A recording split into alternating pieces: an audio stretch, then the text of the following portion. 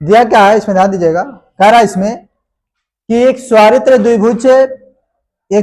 द्विभुज है, वो 5 सेकंड में 2500 कंपन करता है। कितना? 5 सेकंड में कितना? 2500 कंपन करता है। यानी किसी कंपन दी गई है, कंपन कितना दिया, इसका जो कंपन दिया है कितना दिया है, लिखेंगे कुल कंपन, यहां लिखेंगे कुल कंपन। तो कुल कितना कंपन कर रहा है, कितना कर रहा है? 2500 कंपन कर रहा है। कितना? 2500 कंपन कर रहा है। ठीक, ध्यान दीजिएगा। एक स्वरित्र है, वो 2500 कंपन कर रहा है। कितना? 2500 कंपन कर रहा है। फिर कितने सेकंड में कर रहा हो? तो समय दे दिया है, दिया समय, समय दे दिया इसमें। समय कितना दे दिया इसका? 5 सेकंड। तो 5 सेकंड में वो 2500 कंपन कर रहा है। ठीक, यानी कि एक स्वरित्र द्विभुज है, वो 5 सेकंड में, 5 सेकंड में कितना कंपन कर रहा है? 2500 कंपन कर रहा है। फिर क्या करें? इस स्वरित्र द्विभुज की आवृत्ति निकालनी। क्या निकालनी है? आवृत्ति इसकी कितनी होगी, मतलब कितनी बार कंपन कर रहा हो। ठीक है, इसकी क्या निकालनी है? आवृत्ति निकालना है। इसमें क्या 2500 कंपन तो कर रहा है, कितनी बार कर रहा है? 2500 कंपन इसमें कर रहा है। तो इसकी क्या निकालनी है? आवृत्ति निकालनी, तो इसकी फ्रीक्वेंसी निकालनी है। ठीक है, फ्रीक्वेंसी निकालनी, इसकी आवृत्ति निकालनी है। आवृत्ति न्यू बराबर क्या हो जाएगा? वाट हो जाएगा।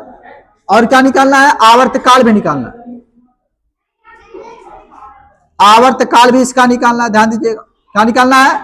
आवर्तकाल यानी कि टाइम पीरियड भी इसका निकालना है।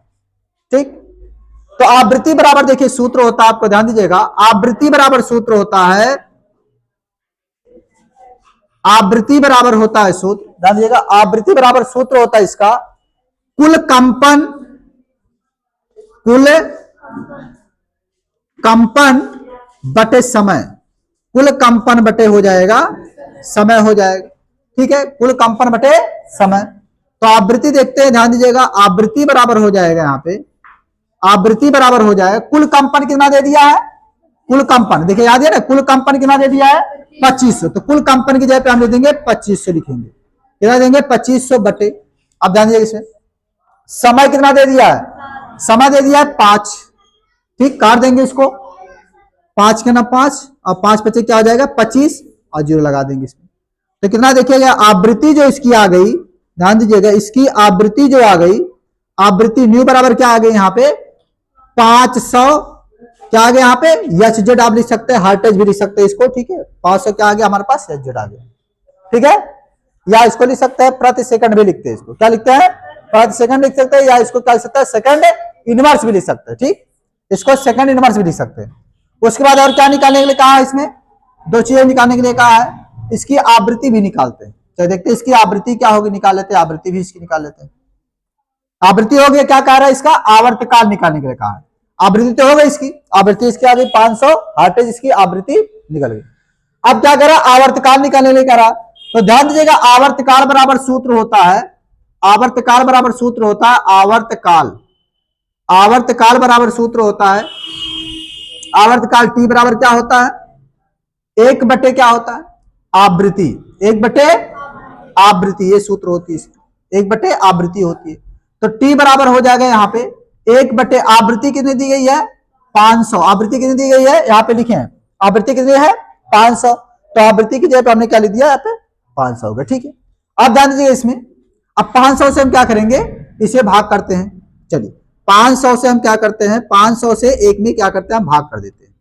तो 0 बार जाएगा पहले। ठीक है, 0 बार लेके जाएंगे, 1 हो जाएगा, 10 बढ़ाएंगे, फिर 0 हो गया। अभी भी नहीं जाएगा, फिर 0 बार लेके जाएंगे यहाँ पे, फिर ध्यान दीजिएगा 10 होना तो फिर 0 बढ़ा देंगे, 100 हो जाएगा। अभी भी नहीं जाएगा, फिर 0 बार लेके जाते हैं इसको, फिर क्या हो गया? यहाँ पे 100 हो गया। 10 होना तो फिर 0 बढ़ा देंगे। अब कितनी बार जाएगा? 500 दुना कितना हो जाएगा? 1000। 500 दुना कितना हो जाएगा? 1000। तो कितना आ गया हमारे पास? 0.002। कितना आ गया? टी बराबर कितना आ गया? इसको काटने पे 0.002। इसका मात्रक क्या होता है? सेकंड। इसका मात्रक होता है सेकंड, इसकी जो मात्रक होती है सेकंड। ठीक है, लगा लीजिए। एक आंसर आपका यहां हो गया और एक आंसर आपका यहां हो गया। ठीक है,